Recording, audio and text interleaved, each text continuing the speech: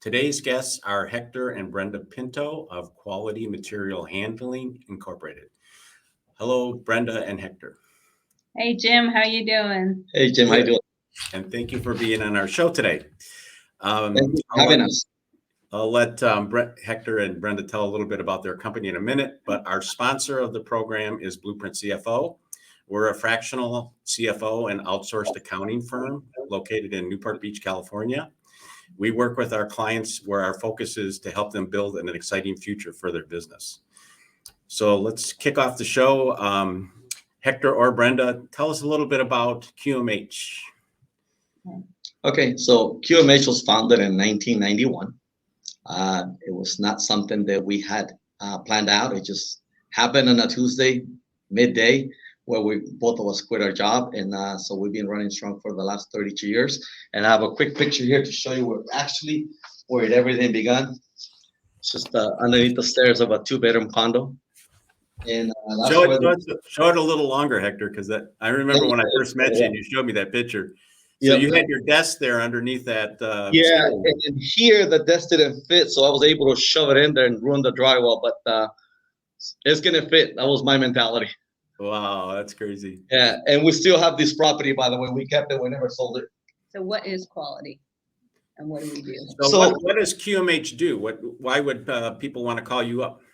Well, one of the things that we do is we're a solutions provider. You know, in the beginning, we kind of started with product mentality, and now we're not just about product, we're about solutions and services. So our specialty is warehousing.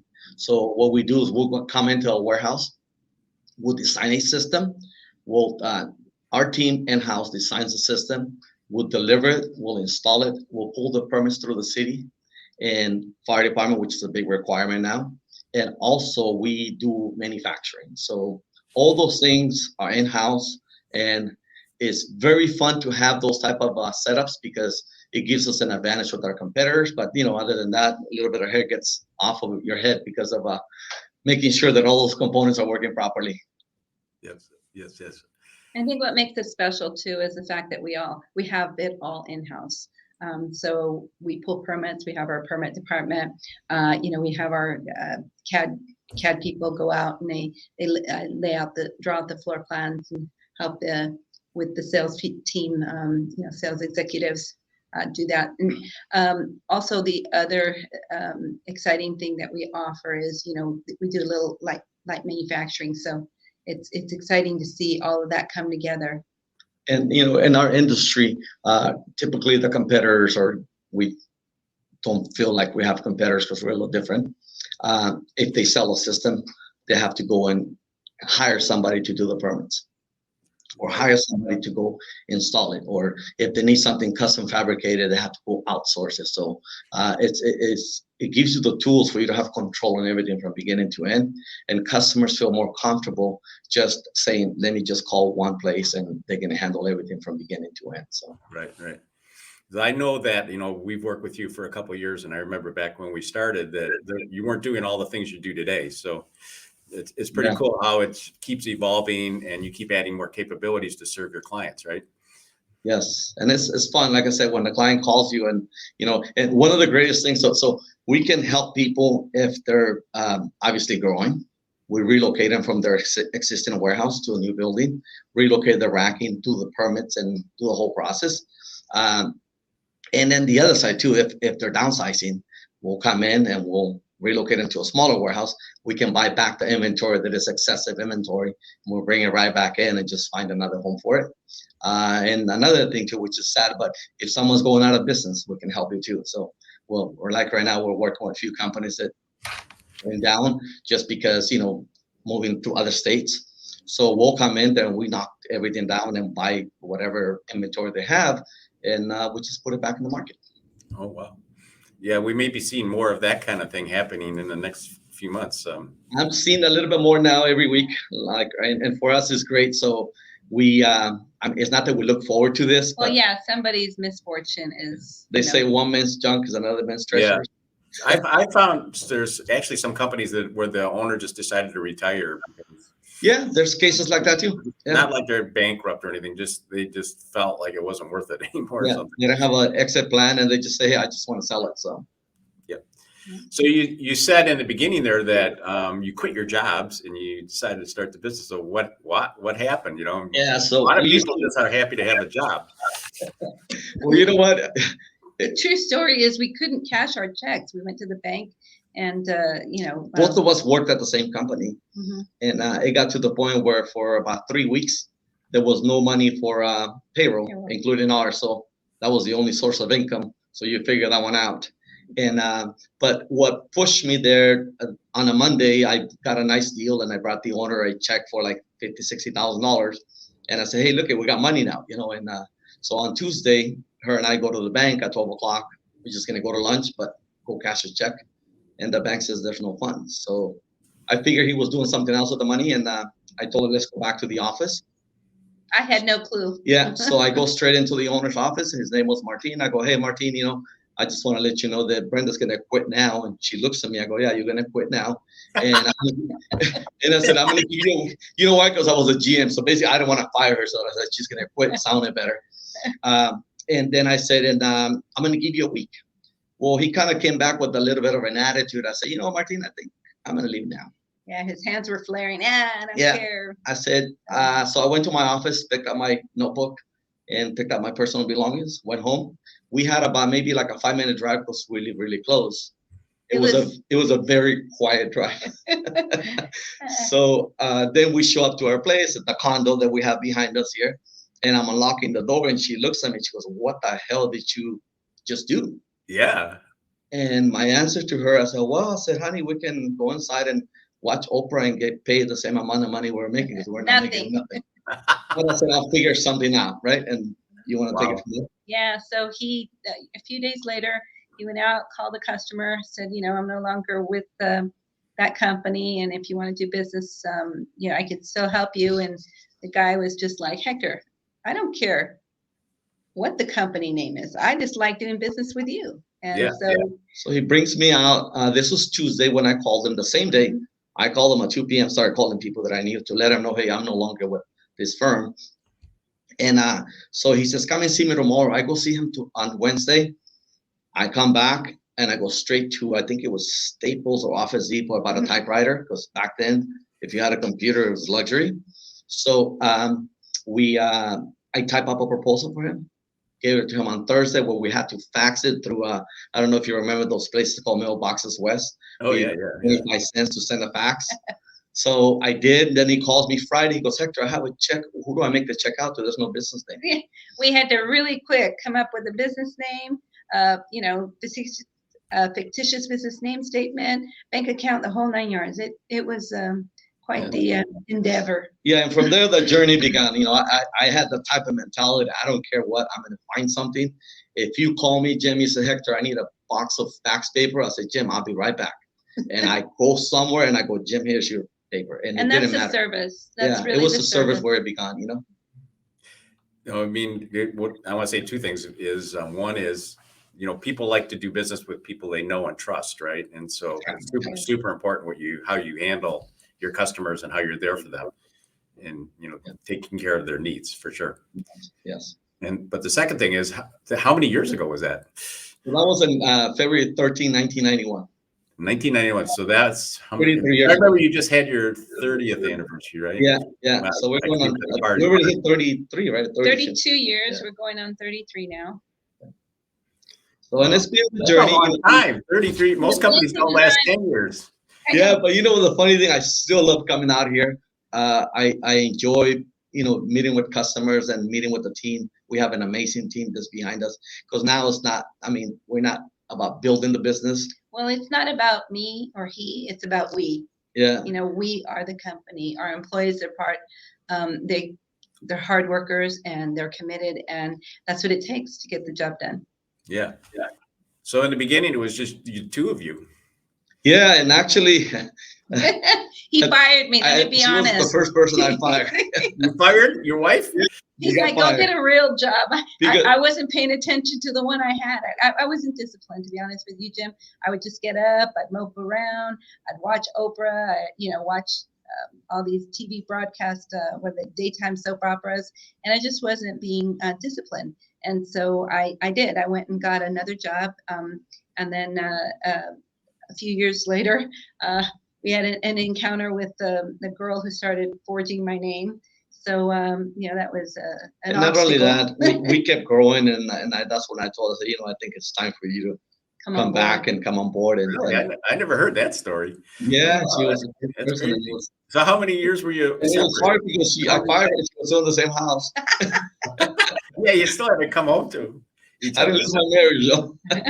Yeah. One of the rules that we have that, work is here and, relationship is here, even though once in a while, it kind of blends in. But yeah, Jim, we've worked together for 32 years, and most people say, how do you do it? Because we've been married this May, we've known each years. other, dated for 40 years. Yeah. And so it's amazing how, as long as you stay in your avenue. I know mine is the finances, legal, medical, HR, those kinds of things. He knows what his are, and we just stay in our lanes. I remember back when I met you and how you talk about each other with affection, about the other person's talents. Because you're both totally, in my opinion, very different. Yeah, we are. I'm crazy. She's the one that keeps me. But Brenda celebrates that, and I celebrate what Brenda brings to the table too, which is awesome. Yeah, I always tell people I shoot out of the hips real quick. So she's the one that keeps me balanced. Yeah. So back when you were growing up and going to high school, what was your original plan for your career? Was it to be in this kind of business? Well, I'll be perfectly honest with you. Hector and I had no idea of ever starting a business. We had no dreams, no goals, no ambitions to even think of starting our own business. But I will tell you that as we grew and as we started to start this quality material handling business, it just seemed like, it's good enough to put food on the table. And yet it went from that to, really seeing the needs of, some of our employees when we started getting one or two. And so it went on from there. And, the question, how do you, we were in school. So I came to this country when I was 14. I'm an immigrant from Honduras, and I'm proud to be in this country, amazing country with so many opportunities. And when I came here, I started high school, second semester, and, and I wasn't a school guy. I did not like homework. I never brought the books home. I kept them in the locker. I did go there for the breakfast, though. It was fun. Very important. It got to the point where I wasn't going to graduate, and she told me, because she was working, she says, you know what? Instead of you going over there wasting your time, why don't you just get a job? And so I did. So I went and worked for a factory, and I never finished high school. And I'm not proud of it, but this tells that for anybody out there that's listening, don't let a degree get in front of you. So as long as your character and your heart and your mind and your ethics are there, you can accomplish anything. So when I came here at 14, didn't speak any English. I learned it, and it just from there it just took off one minute. But one of the things that I learned from my parents is that you learn how to work and you do things right. And I didn't care if I was sweeping floors or whatever my job was. I would do it to the best, and that just rubbed off with me, and that's what we do now. I mean, one more thing I would add to your list is work hard. Because I know you work hard. I know you take your time off to have your enjoyment, and I know you take a lot of trips.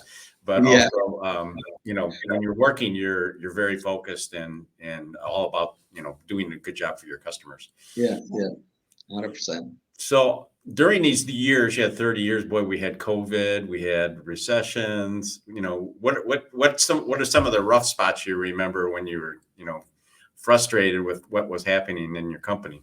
We've had quite a bit of setbacks throughout the 32 years of business. I mean, the first one I can remember is, a bank wouldn't lend us money to save the life of us. We started in Kuwait, the Gulf War. The Gulf War. That's when we started. So people were like, "You crazy? Why are you starting a business?" Yeah, and we couldn't find financing. We didn't have good financials. We didn't have any. I mean, I was doing the books. I was not. I didn't go to college for accounting. I went and dropped out because my teacher told me I'd never be an accountant. What do I do now? Accounting. But that's another story. But, we went through that, not getting a loan. Then we went through, unfortunately, we had an employee forge my name, and she signed checks She was signing checks. Hector would give her, here, can you cut these checks? And she'd cut checks, and then she'd cut one to herself. An extra one. So Wow. she did an extra one. Right directly to herself. Yep. Yeah. Oh, sometimes they, put a different vendor on there or something. You don't even like, who's Yeah. this vendor? What? We went through that, and then the worst one, I think it was the 2009 recession. We felt it, and it was like we were doing excellent January all the way to like July. We were even on a cruise in July, and then all of a sudden September, October came around, and it was just like, what happened? Yeah. But one of the things that we did, we just I always tell people, hey, this is like a storm, a bad storm. Tuck in, don't go out. Just do your thing. And if anything, it was an opportunity because that's what we started. Or think different. Yeah. So he did. He hired one welder, and all of a sudden he said, you know what? If I can't sell brand new racks to save the life of me, I'm going to refurbish them. I'm going to refurbish them, because we were getting a lot of used inventory at the time. And so he decided to refurbish racks. He just came up with a new concept. And then from there, we started diving off into the ramp manufacturing. And now, back then we used to sell like 2 ramps a year. Now we sell like 5 to 10 a week. And it started because of the 2009. I needed to just reinvent the wheel. I said, I'm going to do something. But, one of the things that there was really hard times. That was a day, I think, December 31st, because we was, focused on what we did and what we want to do next year before we locked the doors that day. And I was like, man, I don't know if I want to come back on Monday. But you know what? I never showed my employees my fear. Leaders got to show your courage. I said, you know what? I'm just going to keep pushing away. There's nothing that's going to stop us. And we made it through, Yeah. So I know from attending some of the company events, that it's like a family there at QMH, right? And everybody kind of is very much like that. So during that time, did you have to lay people off or anything? Did you have No, we didn't. We kept everybody. We were very fortunate. Yeah. We've been very fortunate in the 32 years. I mean, even COVID. Yeah, COVID. So COVID was different. So when COVID happened, I've seen a lot of things, but COVID was a little different. Where they say you got to shut down, everybody's got to go home. I'm like, what the heck? I've been here for 50 years. Just tell me to go home now. Yeah, right? How do I do business, right? Well, the governor shut us down on March 19th, and that's when we decided, you know what, we've got to look for other methods of staying afloat. And by the next day, our attorney said, well, you're essential in 2 different areas, not just one. We had a meeting with our staff because we sent everybody home, and we talked, Brenda and I and Julia, and Ben, and we made a decision. Hey, what do we do? And I said, well, one thing is, let's not let go of anybody, and second, let's continue paying their benefits. Because imagine now we have a pandemic and we don't pay their benefits; they're not working. So we made that decision. So we got on a Zoom meeting or whatever meeting we did, Teams meeting, and we promised them that nobody's losing their job, and we also promised them that their medical will continue to be paid by us. And so after talking to our attorneys, they said, no, you guys are essential. Not only that, my phone was working. People were saying, Hector, where's your people? I need, because there's people that we deal with, Southern California Edison, we deal with food companies, and that's got to continue. So we were able to come back, and the next day we had a crew back out to finish the job because they were on the job site. So we couldn't, our customers come first, and so we had to get our team back out there, and we modified, did what we had to, and of course, then we weathered that storm. We actually ended up growing our business in COVID 42 or 52% through COVID. Really? Most companies went down 52%. Well, let me tell you why. Because COVID, everybody orders things from home. Well, especially now with COVID, everything was ordered online. So everybody that we deal with is warehouses, distribution centers that they need maximize their storage. So that's what we do, and that's what kept us even growing even better. Wow, that's great. That's a great story. We didn't sell any masks or any other things, but we just stuck with our thing. So this podcast series is around entrepreneurship and, the entrepreneurial journey. And, you went from being an employee to now having your own business. So what's the good part of owning your own business? Well, for me, and then for me, when I pull in through the driveway and I see, 30 or 40 cars in here, that represents a family. And when I come in here, we as a team, we provide for those families. It's a big responsibility that you carry, and you got to take it serious and just do the right thing. So you lead the team right. Yep. you get the opportunity to see faces, and people are growing. You hire people for a season. Some people are with you for a long season. We have some employees with us for 18, 19 years.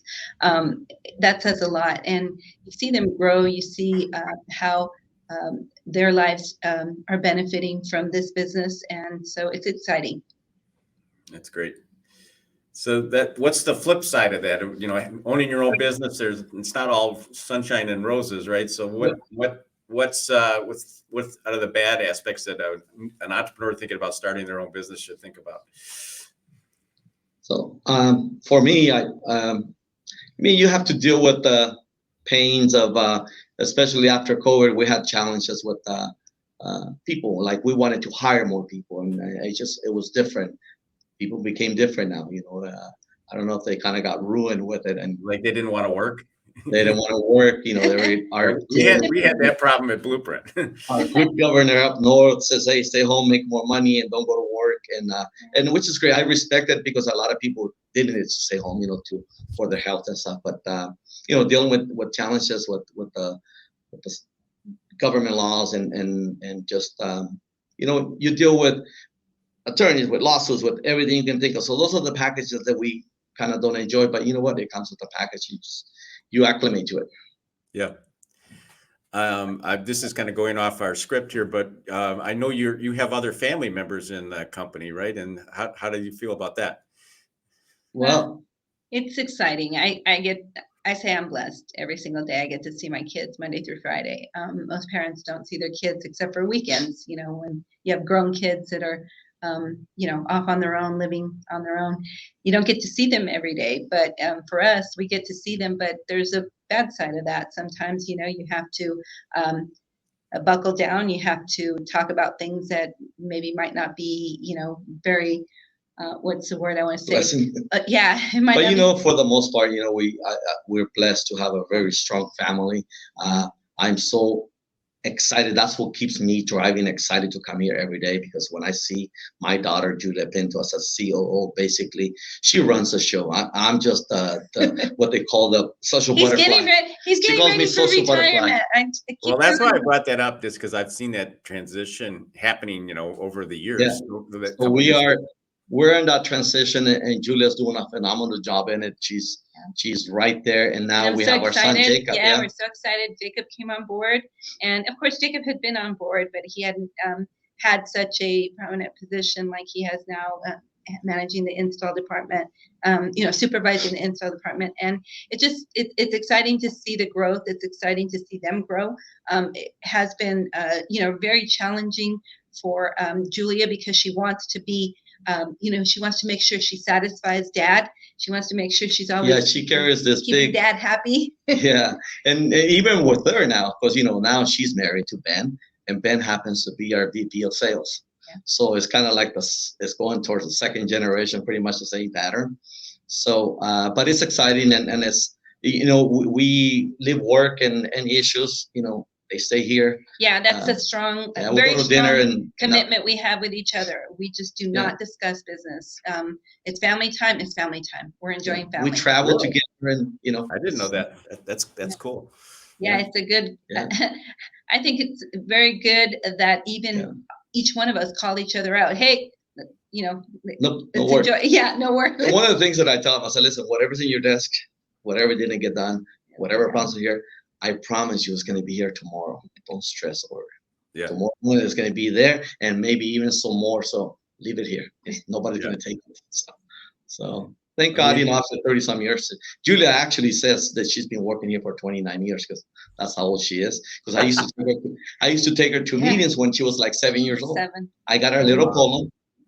And because I'm crazy about my kids, I love them to pieces. So I got her a little polo. We love them. Yes, both of us. And I would take her to meetings. She have a little tape measure with her, and whenever there was no school, I take her with me. So oh my God, I never heard that story. That's awesome. Yeah. And truth be known, when you raise up your children and a good foundation, and giving them good moral values, you start to see it. They start living out how you raise them. So we're very pleased, very blessed. That's so awesome.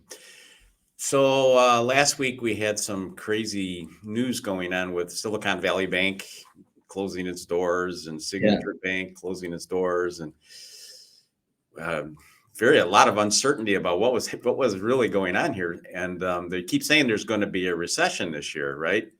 I haven't really seen it with my clients, but I'm just curious, are you seeing any kind of softening in demand for your services or products? Or So first of all, we don't have that word in our vocabulary at QMH with recession. So we don't acknowledge we that don't word. acknowledge that, and we're seeing things, but if anything, it goes back to the 2009. We're engaged and ready. Like today, I think this week we closed down 3 companies that we're buying everything back, and it's an opportunity because you buy it at a really fair price, and we find another house for it. So we just it's going to be another day, and yeah, sometimes it'll be a little harder. You just got to think. You got to be on your toes. And the way we see it, I think, is an opportunity for everybody. There's a saying that goes, "What's one man's junk is another man's treasure."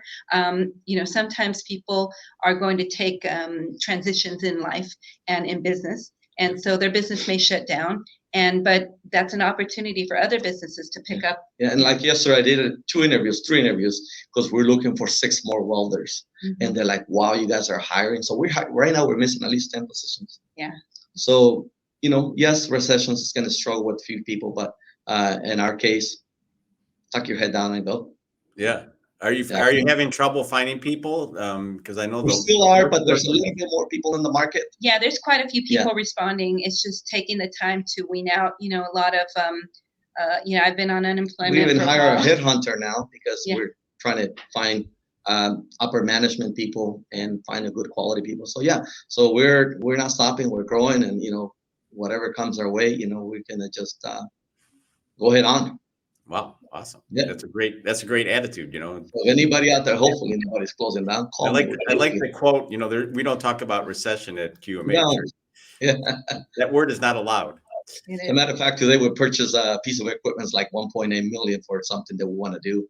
But other than that, it's just the demand is there for us, and because we're unique on how we do things, and we hustle. That's what people want. We have some core values that we live by here at Quality Material Handling, and one is, we hustle, and we celebrate, and we go to get the job done. Like Julia, one of the things that she has, it's one of her topics that she talk. We're relentless. Like if there's a fence, you're gonna either go over, you're gonna go under, you're gonna go sideways, but you ain't gonna stop. You're gonna get across, and that's how we do our daily work with our customers. Our install team calls us and they say, "Oh, we have a problem." Hector says, "Figure it out." Yeah, if not, I go there and I figure it out. They say, like, "Okay, boss. We'll take care of it, boss." Yeah, problem is spelled opportunity, right? Yeah. Opportunity to figure something out. Yeah. So you've been working in the company for so many years. How many hours a week do you work? Because sometimes entrepreneurs, get a little carried away with that. I let her go first.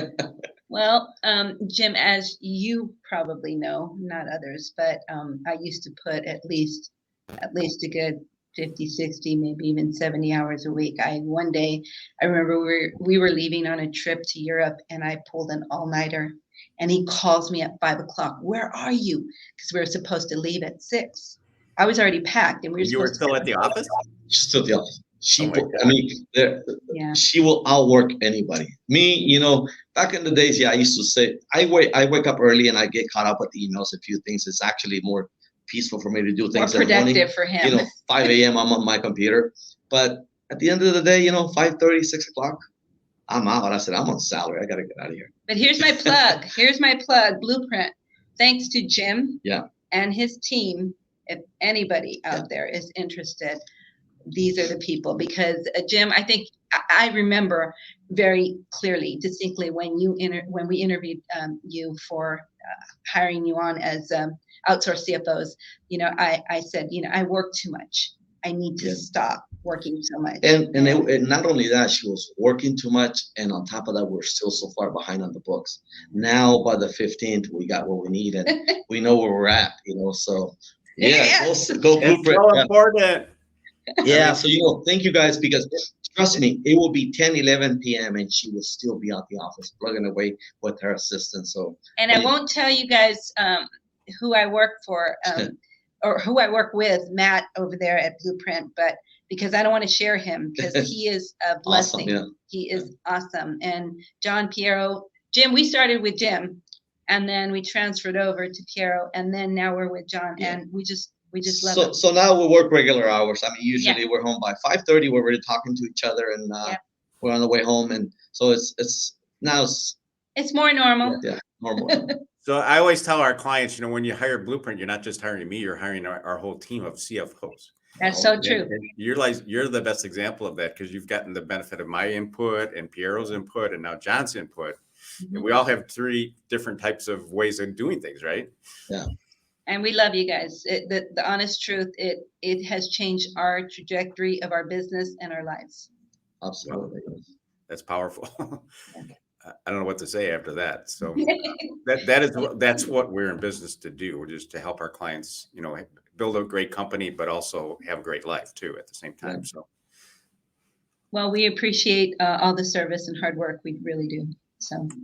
Okay, and we'll keep Matt's name secret for now. Yes, please don't share.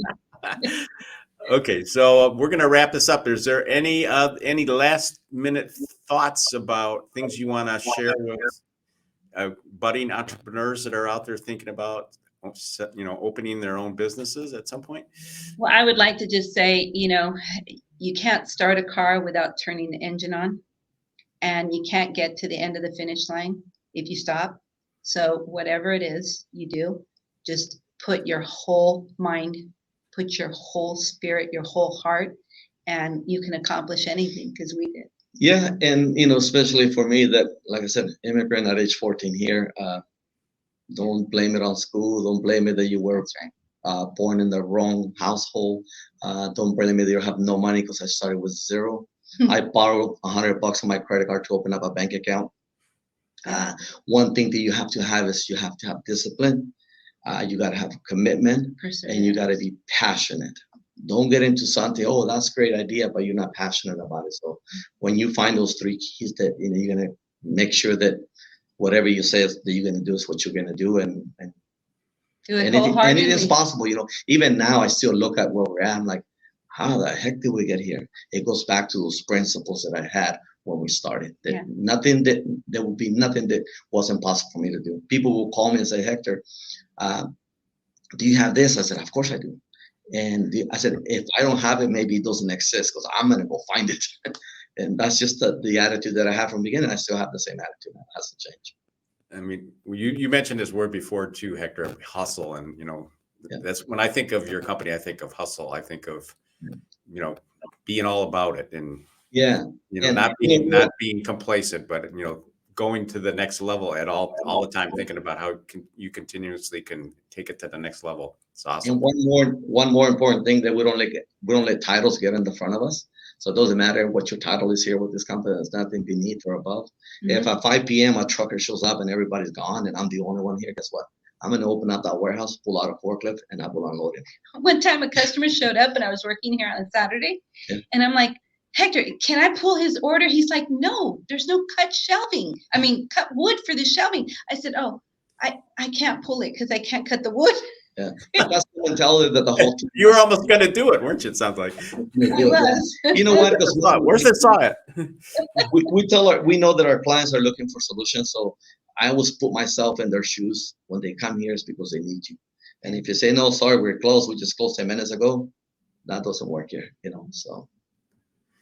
So that's going to wrap it up for this this episode. Our next episode will be on April 7th, where we'll have Jeff Clark, one of our first Blueprint clients of J Square General Contractors, with us to tell his story.